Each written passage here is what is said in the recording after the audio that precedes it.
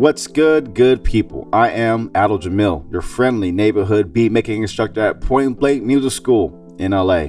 And in this video, we're going to create a chord kit in Ableton to make lo-fi hip hop. For this kit, we'll be building chords on every note in the key of C major. These chords are going to be diatonic, which means we're only going to be using notes from the key of C major. We'll get that chill and jazzy lo-fi vibe by using 7th and extended chords. By the end of this video, we'll have a chord kit we can trigger and program chord progressions while staying in key. So let's get started. Gonna open up a empty drum rack. And the samples we're gonna be using are gonna be in the packs folder. We're gonna use chop and swing. We're gonna go into samples, loops and chords, and we're gonna use the electric piano samples. You'll see a variety of chords, most of them rooted in the key of C. So we're going to need to transpose these chords so that way we can build these chords on notes other than C. In my view column, I'm going to show my devices and my chain list. And make sure our IOs are viewed as well. That will come in handy later.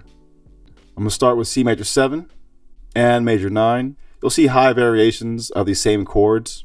You can use them, but for this one, I'm going to ignore them. I'm going to use C minor 7, minor 9, and minor 11. Again, since these are C chords, we need to transpose them. In my play options, I'm going to transpose this to D, this one up to D as well, and this one too. Bring in another C minor 7, and the suspended chord, and we're going to transpose these up to E. Then we're going to do a major 7, major 9, and major 7 sharp 11, and these we're going to transpose up to F3. Next, I'm going to get my dominant chords, so my C7 and the C9 sample, and we're going to transpose these down to G2, so that way we can lead up and have C be our center. And then minor 7, minor 9, minor 11, we'll transpose these down to A2, and then finally this minor 7 flat 5, and we'll bring this down to B2. Next, I need to select all of my sample pads and set them to the same choke group. And this will cut off playback for any sample that has already been triggered by the next sample that's been triggered. So it should sound like this.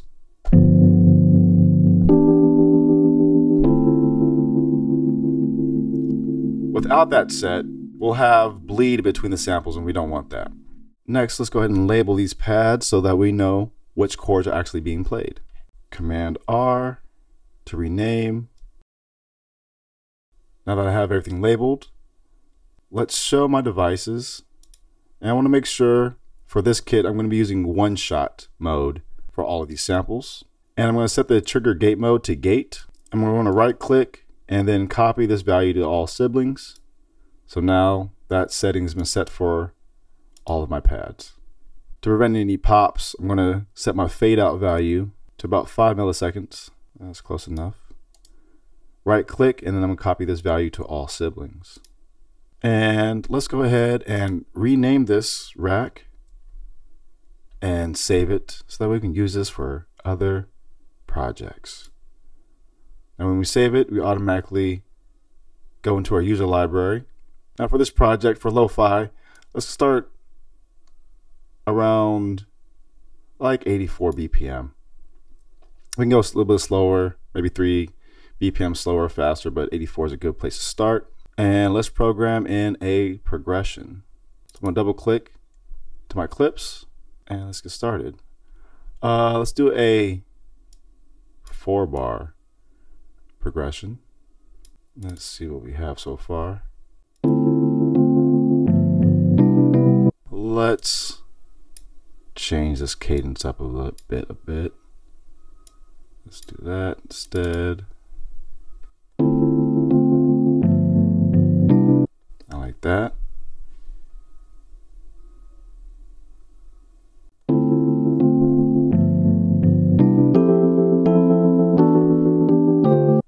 Ooh, that sounds pretty nifty. Let me go ahead and duplicate this. And then I'm going to drag this down to major 7. just for some variety.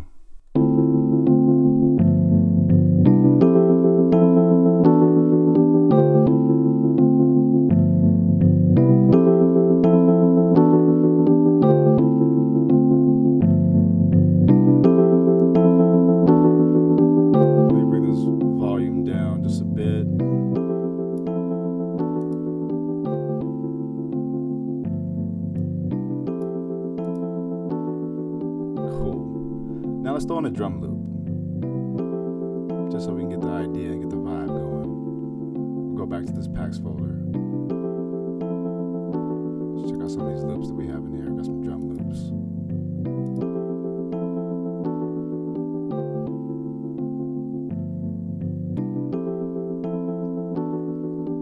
Drag that in. Bring this volume down, then we can raise it up.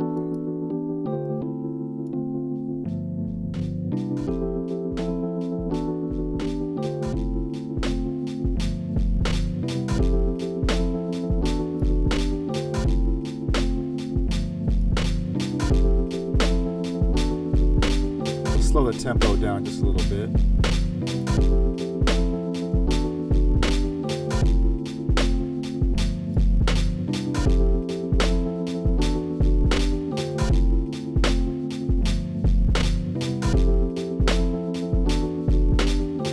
And that's it. We have a chord kit we can trigger and we can program. We can use for other projects, and we still haven't even manipulated or even changed the sounds just yet. We'll get to that in another video. But that's how you create a lo-fi chord kit in Ableton. And I hope you enjoy these techniques and this video. If so, give us a like and don't forget to share it. Let us know in the comments what topics you'd like us to cover. We have more videos like this one waiting for you on our channel, so make sure you subscribe so you don't miss any of our helpful tips. If you want to go deeper to learning all things music, check out our courses at pointblankmusicschool.com. I'm Adal Jamil, beat making instructor at Point Blank Music School in LA. You can find me on socials at ADL_JML. Be good and be creative, and we'll see you in the next video.